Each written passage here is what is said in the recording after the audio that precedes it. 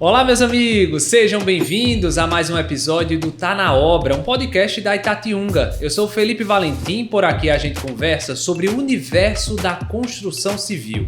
Mais um ano começando e muita gente planeja iniciar um projeto de construção, reforma e, claro, tá pesquisando o que tá bombando nessa área. Tendências da construção civil em 2025 é o tema desse nosso episódio do Tá na Obra. E para falar sobre isso, estamos recebendo por aqui o arquiteto Danilo Barros. Danilo, seja bem-vindo. Muito obrigado, Felipe. Quero agradecer pelo convite. É um prazer enorme estar aqui. E para a gente começar, Danilo, queria que você contasse para a gente como foi que você se encontrou na arquitetura. Foi uma longa jornada. Eu não sou natural de Patos. Eu sou de Água Branca, do interior, e vim estudar aqui. Já tinha curiosidade sobre arquitetura. Lembro que quando eu falava com meus pais que eu queria fazer arquitetura, como era interior e há 6, 7 anos atrás, o pessoal não sabia o que era arquitetura no interior. Então, não entendia como era o curso. E a partir daí, eu disse, eu quero fazer arquitetura. E vim aqui, abriu a oportunidade de estudar aqui na FIP. E eu já tinha muita admiração por construção, por ver a edificação, ver o que poderia ser feito. Entendi. Quantos anos de profissão já? Hoje vai fazer 6 anos de profissão. E uma coisa que muita gente tem dúvida, Danilo, e vamos aproveitar esse espaço aqui para esclarecer. Qual a importância de um projeto de arquitetura antes de você partir para a obra em si? Eu bato muito nessa tecla, porque um projeto tem que ser bem pensado. E eu brinco muito com meus clientes. O que é mais em conta? É você quebrar depois de estar pronto ou consertar quando está no papel. Então tem que ser bem pensado desde a parte inicial. Por isso que o projeto tem que ser bem pensado. E quando as pessoas geralmente chegam até você, elas já têm essa noção de como é importante esse projeto? Ou geralmente é uma coisa que vocês... Até às vezes assim, ela já tem a casa, já está erguida e quero corrigir? Algumas sim. Tem grande parte que sim e outras não. Algumas vão, a gente faz a partir do zero, explicando todas as etapas. Outras acham que é uma necessidade que precisa ser contratada só essa mão de obra depois. Aí quando começa a acontecer vários erros, aí recorrem a gente, arquiteto. Então bora falar do processo correto.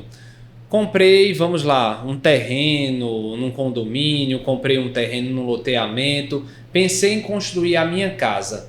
O primeiro profissional a se procurar é o arquiteto? Sim. Primeiro, inclusive para até escolher o terreno, ajudar a escolher o terreno. Porque muita gente não entende a questão de ventilação, de iluminação natural, entendeu? E isso faz uma grande diferença. Olha aí, essa eu não sabia, que vocês já ajudam desde esse processo para escolher o melhor terreno também, ver a localização nessa questão aí do vento, então muito bom também para a nossa região. E eu acredito que vocês estão sempre pesquisando também o que é tendência, o que vai bombar em determinado período, e a gente quer saber o que é que vai ser tendência em 2025, quais as novidades do mercado para esse ano. Todo ano vem se renovando a arquitetura, né? Inclusive uma área que a gente brinca muito é porque eu fico dizendo a meus clientes, por mais que tenha novidades todo ano, o que é antigo ainda volta. O que é antigo a gente ainda pode usar, depende da forma que a gente vai utilizar. Entendeu? Então, eu fui para uma feira de Milão, que lá é onde é lançado o berço da arquitetura. Tudo que é lançado que vem para o Brasil é lançado lá, certo? E é tanto que tecidos diferenciados, coisas diferenciadas que não tinha sido lançado aqui, foi lançado lá. Chegou há 1 ano e meio, 2 anos aqui. Então... tudo que vem, por exemplo, algumas coisas também que não estavam mais em uso, foi lançada lá e já veio para cá. Um exemplo é o ladrilho. Muita gente acha que ladrilho é antigo, mas não, o ladrilho está muito em alta também. Então eu acho que é a forma de usar. E parte também muito do que é identidade da pessoa, né? Isso. Você construir um projeto de arquitetura, eu acho que você também escuta muito sobre o que é a personalidade, a identidade, para que a casa seja também um espaço de trabalho, ele represente também a identidade daquela pessoa, do seu cliente. Com certeza. E por mais que seja moda, eu acho que tem que ser sua cara, sua casa. Não, a casa você tem que fazer não para agradar a todos, mas agradar você. É o que eu friso muito com o meu cliente. Meu cliente quer utilizar uma cor extravagante que ninguém usaria, use, é sua casa. Então é o seu estilo, você tem que se ver na sua casa. Na questão de texturas e acabamentos, o que é que você está costumando indicar aí para o pessoal que está procurando fazer o projeto da sua casa, o projeto da sua construção? Eu gosto muito de uma paleta mais escura, certo? É de mim mesmo gostar, mas a gente tem que atender a todos os clientes e o estilo do cliente. Tipo, é como eu disse, o projeto tem que ser sua cara. Então, hoje em dia a gente usa tudo, textura clara, textura escura, com brilho, sem brilho. É só saber a forma certa de utilizar. Muito bom. E quando a gente fala de textura, ela pode ser utilizada em todos os ambientes da casa? Não. Em quais você indica utilizar textura? Textura, tipo cozinha, eu não utilizaria em cozinha porque é um ambiente que você está trabalhando muito, é um ambiente que envolve a gordura do alimento, envolve fritura, então é algo que não é fácil de limpeza, entendeu? Então o material mais liso é o mais aconselhado, que é fácil manutenção. Às vezes nem tudo que você vê estético é funcional. Então textura mais para áreas externas, alguma parede da sala para fazer um detalhe? Isso, pontuar mais essa parte de textura, não usar ao todo, mas pontuar algumas áreas. Pronto. Até para utilizar aqui um exemplo para a gente debater, não lhe mostrei, mas recentemente fiz um projeto lá na minha casa que foi da reforma da minha área externa. Era um jardim, tirei a grama, encimentei tudo e lá na minha casa eu utilizei 2 cores da textura Ravivari, aqui da Itatiunga, que inclusive está bombando, está tendo muita procura nas redes sociais. Também, várias vezes. Pronto, eu utilizei 2 cores lá, eu e minha esposa, a gente gosta muito de azul. Então a gente utilizou um azul um pouquinho mais claro, puxado para o cinza, e um outro azul mais escuro, fazendo a combinação. E assim, deu um efeito muito legal com as plantas, também contrastou, né, o verde das plantas nelas e com o gel estrelato. Todo mundo que entra lá em casa fala muito sobre esse brilho lá da textura. Então, assim, claro que não tenho conhecimento de arquitetura, também não foi um arquiteto lá que nos orientou, mas eu percebi que a textura naquele ambiente de área externa, nas plantas também combinou muito. E também com a madeira, né, que eu tenho na frente da minha casa, parte da cobertura. Então, assim, achei que ornou. Então, na parte externa pode. Pode. E, inclusive, por exemplo, foi o seu estilo. Tipo, quem entra se surpreende, né? Com estilo, a cor. Então, tipo, é algo diferente. Principalmente pela cor que você usou, né? Isso. E assim, é também da minha identidade gostar muito de azul. Então, quando você entra na casa, que nem você falou, quem conhece já entende que eu gosto daquela cor e já tem aquela parte do acolhimento também, né? Acho que quando vocês vão desenvolver projetos, como a gente falou da identidade, eu acho que o projeto também de arquitetura ele é fundamental para que vá também a pessoa se sinta acolhida dentro do espaço. Sim, com certeza. Eu digo a todos os meus clientes, eu faço o projeto como se fosse para mim, como se eu fosse usar, eu me coloco no lugar dele.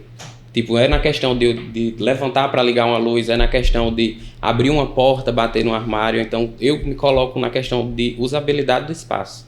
Assim, como eu me sentiria, eu levantando, tendo uma cor escura, tendo uma cor clara. Então, eu me coloco muito no lugar deles. E agora há pouco você falou aí da sua participação na Feira de Milão. Queria que você contasse um pouquinho dessa experiência, o que é que você trouxe de lá para os projetos que você desenvolve aqui no Sertão da Paraíba. Lá tem muita questão de curvas. Por exemplo, curvas aqui a gente sempre usou, mas lá deu um boom, questão de curvas, efeitos metalizados também, e a gente utiliza muito aqui nos projetos. Questões de formas orgânicas, está muito em alta, estava em alta lá e começou a pegar em alta aqui já, né? A gente já está utilizando também, mas, por exemplo, curvas sempre teve em uso. Tipo, então... foi coisas antigas que estão trazendo. Porque vai chegar um tempo que não tem como criar. Entendeu? Então tudo é se reinventar, pegar um produto e renovar o produto. Sim. Entendeu? E se adaptar ao espaço, à forma de usar. Essa utilização assim que a gente também vê muito hoje dos ambientes para dividir, ou seja, para dar um ar mais aconchegante, ripado, madeira, essa utilização ela também segue firme esse ano? Sim, segue. Eu sempre fui adepto a espaços integrados, então, tipo, eu acho, principalmente pela nossa região que é quente, muito quente, então os espaços integrados têm mais ventilação, iluminação natural, então por isso que eu digo, o terreno tem que ser bem escolhido, Porque não tem coisa melhor no mundo que você tá durante um dia aqui em paz e não precisar ligar o ar. Sim. Numa sala, um exemplo. Poder estender, colocar uma rede. Isso, então essa questão dos espaços integrados, as divisórias vazadas que a gente utiliza, que pode ser madeira, metalon, ripado. Então, hoje em dia, quanto menos parede, melhor. Nos meus projetos eu implemento muito isso. E eu acho que uma coisa também que é fundamental a gente falar, Danilo, sobre um projeto de arquitetura, de design de interiores, é a questão do aproveitamento do espaço. Sim, com certeza. Teve até um projeto recente que eu fiz, de um apartamento aqui, que é até engraçado. Nesse mesmo apartamento, que o cliente foi olhar a obra, tipo, ele disse, aqui não cabe nada. E nesse mesmo prédio, eu levei ele para mostrar depois o apartamento pronto, um apartamento já executado. Tanto que isso ele não ia fechar o apartamento, nada. Depois que ele viu, ele fechou 2 unidades. Que ele disse, realmente é um projeto bem pensado. E agora há pouco a gente falou sobre iluminação. A iluminação, ela também faz toda a diferença num ambiente e também é algo que você busca transmitir para os seus clientes. Tanto o excesso de iluminação pode causar um problema, né? Questão de, tipo, como também pode ser a falta de iluminação. Aqui na nossa região, é um grande tabu a iluminação. Porque tem as cores exatas de usar a iluminação, tem a forma exata da gente usar a iluminação. Tipo, não é porque vai ficar um ambiente escuro que a gente vai botar iluminação em tudo, porque às vezes ofusca até sua visão. Entendeu? Então a iluminação eu sempre utilizo neutra. Amarela em alguns pontos, mas jamais branca. Entendi. E falando sobre o que pode, o que não pode, a gente queria trazer para você, aqui Danilo, uma dinâmica que a gente já utilizou em outros episódios do Tá Na Obra. E aqui a gente tem 2 cartões, um vermelho e um verde. O vermelho, queria que você utilizasse quando eu estiver falando de um mito, daquilo que geralmente o pessoal fala na arquitetura, mas que não é verdade. E para o que é verdade, você utilizar o verde. Então, cartão vermelho e cartão verde. Certo. Vou lhe passar aqui os 2. E vou fazer aqui algumas perguntas que a gente soube que geralmente geram uma dúvida no pessoal nessa área aí da arquitetura. Então, para começar, pessoal, Danilo, porcelanato polido, ele pode ser utilizado tanto no piso quanto para revestimento? Pode, verdade. Mas depende das formas de usar. Eu não utilizo tanto porcelanato polido. E eu não recomendo utilizar o porcelanato polido. Por quê? Questão de limpeza, questão de iluminação, reflete a iluminação. Então é como se a gente tivesse iluminação dupla. Questão de até mesmo de perigo para pessoas que têm uma certa idade, porque escorrega. Certo? Então vai da forma de utilizar. Por exemplo, numa cozinha que é uma área molhada. Então eu gosto mais de utilizar o acetinado. Já o polido em algumas paredes, não todas. Mas aí já foi uma coisa que, por exemplo, eu vi em várias feiras. Já o polido está sendo deixado de lado e a gente está usando sempre o sem brilho. Então isso já é uma tendência bem forte. Mas a questão, como você falou aí, de risco de acidente, de perigo de queda, aí nisso vai uma análise assim do que seria mais antiderrapante ou não? Sim. Então vai depender de obra para obra. Então é um negócio que mistura um pouquinho de mito com um pouquinho de verdade. Vai depender na verdade do projeto. Então. Vai depender do projeto. Vai depender do projeto. Então tem que ter uma análise mais rigorosa do que é a rotina da família, Sim. do que é a rotina do estabelecimento, para saber qual o porcelanato mais indicado. Exatamente. E a gente, enquanto profissional, é que tem que indicar o cliente, porque o cliente é leigo nessa área. Então, tipo, a questão de uma garagem com um piso claro. Toda vez que o carro entrar, vai estar o piso lá todo sujo, entendeu? E o cliente não sabe. Entendi. Então, isso é que a gente tem que especificar para o cliente, porque ele já contrata a nossa mão de obra para isso. Muito bom. Vamos para a próxima. Cor clara. Dá a impressão que o ambiente é maior, é mito ou é verdade? Verdade. A cor clara, ela deixa o ambiente mais amplo. Tem até eu acho que é uma dica bem antiga, que, por exemplo, quando a obra está no preto, que a gente chama, que é tipo antes de reboco, todo mundo acha o espaço pequeno. Aí, tipo, todo mundo, depois que a obra está rebocada, toda branca, aí diz, não, realmente, meu espaço é grande. Então, isso é uma verdade. Então, você costuma dar a dica de, por exemplo, ambientes que são menores. Você já falou outra aí de aproveitamento de espaço, que o projeto é muito válido. Então, a cor clara. E quais outros elementos você também utiliza para dar essa impressão de que o ambiente é maior? Espelho, a gente utiliza bastante espelho. Também utiliza a questão de cores claras, não só na pintura, mas nos acabamentos, como MDF, revestimento. Entendeu? Pontuar cores escuras só onde você quer chamar a atenção. E não tudo, porque quanto mais cor escura, mais o ambiente fica fechado. Apesar de também ficar muito acolhedor, entendeu? Mas depende muito do espaço. Depende do espaço. Por exemplo, um escritório. Um escritório numa tonalidade escura já transmite uma questão de nobreza, uma questão de imponência. Entendi. Bora para a próxima então, gente. Agora no nosso mito ou verdade com o arquiteto Danilo Barros. Danilo, luz branca pode ser usada em qualquer tipo de ambiente? Não. É um mito. É um mito. Luz branca a gente brinca porque a gente utiliza, é para ser utilizada em clínica. Apenas em clínica.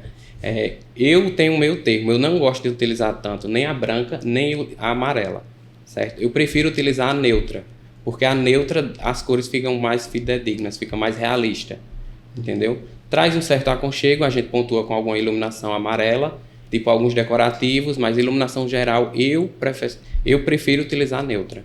E até uma dúvida aqui que me apareceu. A gente tem muito, eu tenho um sentimento que a luz branca em consultório, em clínica, dá muito aquele aspecto de limpeza também. Então tem a ver com isso ou não? Tem também. Tem a questão também de utilizar no escritório na área de trabalho. Se você utiliza uma luz branca, você se torna mais produtivo, certo? Você fica meio que forçado a trabalhar, porque você está sempre ligado. É como se fosse o dia inteiro. Entendeu? Que é uma coisa que, tipo Isso. assim, justamente, pronto, lá em casa a gente tem algumas luzes diferentes, outras mais amarelas, outras mais brancas. E minha esposa disse que quando ela entra em casa, que tá a luz lá ligada, que é a central da sala, dá logo uma agonia nela, ela quer desligar, ligar as amarelas, fazer uma combinação. Então acho que mexe até com o astral da pessoa. Com certeza, mexe mesmo. Eu acho que eu vou ter que ir na tua casa. O convite já está feito para você analisar lá a questão do jardim, essas luzes, se estão no local correto. Vamos para a próxima, do mito ou verdade. Cor e iluminação podem afetar o sono? Verdade. Como é isso? Pode, porque a questão de, por exemplo, num quarto, se a gente utilizar cor chamativa, vou dar um exemplo, fast food. Pizzaria, um Burger King, são cores vibrantes, então são cores que é para você se alimentar e sair. Tipo, você não consegue passar muito tempo. Então, por exemplo, shopping é a mesma coisa. Todo shopping não é bem iluminado? Sim. Então é porque é para você estar circulando, entendeu? Então, não traz um aconchego. Um exemplo, no quarto teria que ser uma cor mais a menos, uma iluminação neutra, uma iluminação amarela, certo? Porque aí você já começa a promover o descanso. Então você já sabe que ali é a hora de realmente descansar. E assim, tem algum exemplo desse tipo de projeto que você fala, ou por exemplo, de algum cliente que você tenha dito assim, não acreditava que um projeto de arquitetura podia mudar, seja a casa dele, seja o ambiente de trabalho, e quando você chegou e realmente viu tudo já prontinho no seu lugar, o cliente chegou para você e disse assim, Danilo, realmente fez toda a diferença. Algo que você sempre tenha trazido para você nessa sua caminhada como arquiteto. Sim. Principalmente a questão de aproveitamentos de espaço, ou então prever erros futuros, porque a gente tem a noção do que a gente está projetando, como é que vai funcionar a rotina, tudo. Então, às vezes, por exemplo, o cliente ele sabe como é a rotina dele, mas não sabe que pode ser melhorada. Entendeu? Não sabe que ele está fazendo, às vezes, coisas erradas por falta de uma logística ou um projeto bem pensado. Entendeu? Uma funcionalidade melhor. Mostrar que fica mais funcional. Às vezes você está tão naquela... Não dá aquela virada de chave, fica num automático que tipo, não funciona, que quando você vê o mínimo, você já acha que mudou completamente.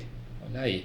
E eu falei sobre as plantas lá da minha área externa e eu tenho observado que cada vez mais as pessoas colocam plantas na decoração das suas casas.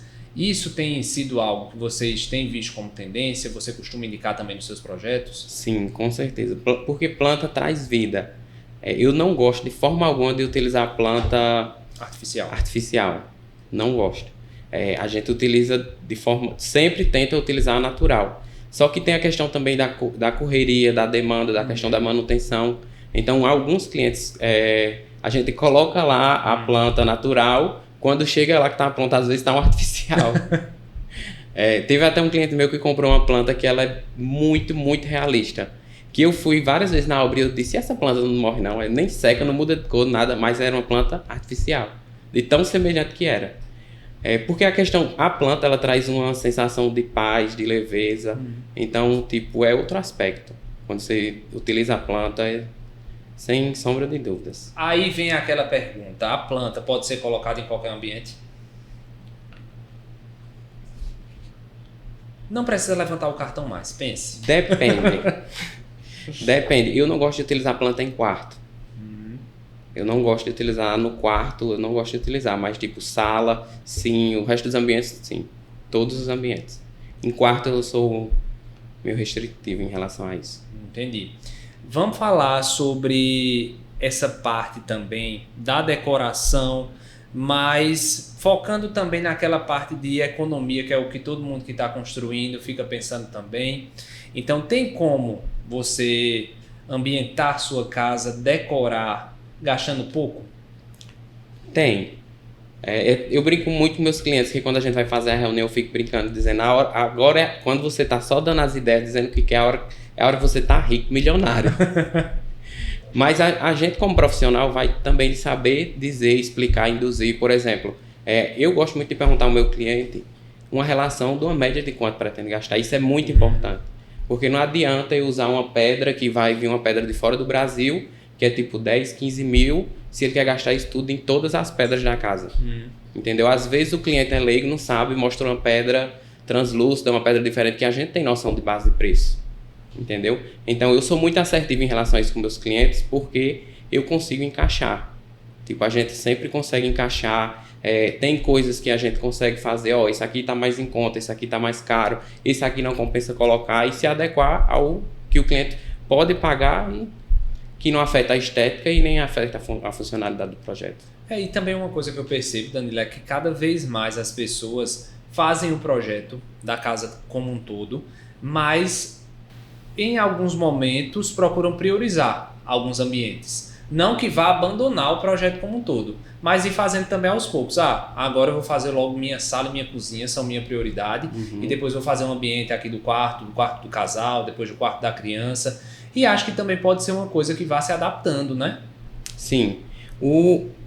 Meus clientes, eu digo assim, que a gente é um pouco fora da curva em relação a isso, porque eu sou muito de dar atenção para o cliente no sentido de eu sei a questão das obras e das etapas. Um exemplo, começou a obra, não deixa para fechar tudo quando estiver terminando. Um exemplo, o meu cliente começou a obra, eu já digo, vai procurar orçamento, fechar orçamento de esquadria. Quando chega na etapa de fechar a esquadria, ele já tem pago. Aí ele pode entrar com o quê? Com os móveis. Então a maioria dos meus clientes, eles já entram com tudo o que eles esperam. Porque tipo, eu já dou uma virada de chave, pesquisa isso assim agora, antes que chegue em cima. Porque se você deixar para o final, acabamento, revestimento, móveis. Parece que então, é tudo mais caro. É uma paulada. Então eu já vou alertando do início. Entendeu? Por exemplo, começou a fazer a fundação, ver orçamento de esquadria para fechar logo. Quando chega na etapa de bater lá, já tem pago esquadria, já tem fechado móveis planejados, então o cliente está bem mais tranquilo. E outra que a obra não vai ficar pronta da noite para o dia, né? Não. Então se você faz já esse planejamento, que nem você disse, vamos dizer aí que a obra no mínimo vai durar 8 meses, 1 ano. Então se começar já nesse planejamento como você vai passando, e aí dá a diferença de um profissional que justamente está indicando, você acho que faz uma consultoria quase como um cerimonial de casamento. Vai dizendo assim, o checklist é esse. Então depois você vai orientando e vai dizendo o percurso, o caminho das pedras, literalmente. Isso, eu fico brincando com eles, eu digo inclusive que é quase um casamento e no final a gente separa. Alguns separam, outros não, outros ficam, tipo, tem casas que eu já terminei 1, 2 anos e a gente se reúne no final de semana, almoço, então eu consigo fazer um vínculo bom com meus clientes. Então, essa questão do acompanhamento, eu digo a ele, pronto, tem uma obra que eu tô, que eu fico me colocando no lugar do cliente. Então, se não der para fazer tudo de uma vez, faz por parte. Tem uma obra que eu estou fazendo que vai fazer uns 3 anos e meio essa obra. Que era uma obra de 1 ano ficar pronta. Mas até hoje eu dou assessoria para o cliente pergunta, eu dou assistência, entendeu? Porque, tipo, eu gosto de ver todo projeto. É engraçado que todo projeto que eu faço, no final é como se eu estivesse fazendo meu primeiro projeto. Eu entro e olho, meu Deus, eu fiz isso mesmo. E o cliente percebe isso, entendeu? E fica quase como que uma obra de arte realmente, né? Quando você começa a ver realmente cada coisa no seu lugar, assim, é realmente assim, eu acho que uma profissão muito incrível nessa parte de aproveitamento de espaço, de você tornar um ambiente que é mais aconchegante, de você fazer muito com pouco, também muitas vezes, que você pegar um ambiente que às vezes ele é minúsculo ou com pouca iluminação e através de um projeto de arquitetura, de design de interiores, você conseguir transformar e trazer vida nova para esse ambiente é realmente muito massa. Parabéns. Obrigado. E eu queria saber, Danilo, para você, o que é que não pode faltar em um projeto agora no ano de 2025? O que é que a galera que está agora pensando em construir, em reformar, tem que estar atento e diz, olha, isso é primordial no seu projeto? Planejamento. Para mim isso é o primordial. Tipo, porque querendo ou não é uma obra não é um projeto que é feito da noite pro dia. Entendeu? Tanto que eu não vou mentir, eu já recusei projetos quando o cliente dizia, eu quero fazer essa casa, começar a semana que vem, eu não pego. Porque eu sei que se não for uma coisa bem pensada, uma coisa rabiscada, é como eu digo, se a gente tá errando no papel, se errar no papel é mais em conta errar no papel do que errar na obra. Entendeu? Então, principalmente planejamento. Planejamento e procurar um profissional. Danilo, brigadão pela sua participação aqui no nosso podcast Tá na Obra. Por nada, agradeço demais o convite, certo? E ser o meu primeiro podcast, que eu não sou muito de falar, né? Já percebeu? Não, isso que a gente tem que ficar super feliz é porque Danilo estava contando, pessoal, que ele não é muito de aparecer na frente das câmeras, é super reconhecido nas redes sociais pelos trabalhos dele, mas o rosto aparece pouco. Então, pra gente é um privilégio que ele tenha escolhido logo o nosso podcast aqui para aparecer, ainda mais honra pra gente. Obrigado, viu? Obrigado. E até a próxima. Vamos lhe chamar mais vezes por aqui. Agora você já está treinado. Pessoal, e a gente vai encerrando mais um episódio do nosso podcast Tá na Obra. E para você se inteirar dos outros episódios que já passaram, claro, se inscreve tanto no nosso perfil no Spotify, também no nosso canal no YouTube para acompanhar todas as novidades. E não esquece de seguir o @Itatiunga. E para garantir o bem-estar da sua obra, você já sabe, né? Procura os produtos Itatiunga nas melhores lojas de material de construção. A gente vai ficando por aqui. Até o próximo episódio do Tá na Obra. Produtos Itatiunga, fortes e resistentes como você.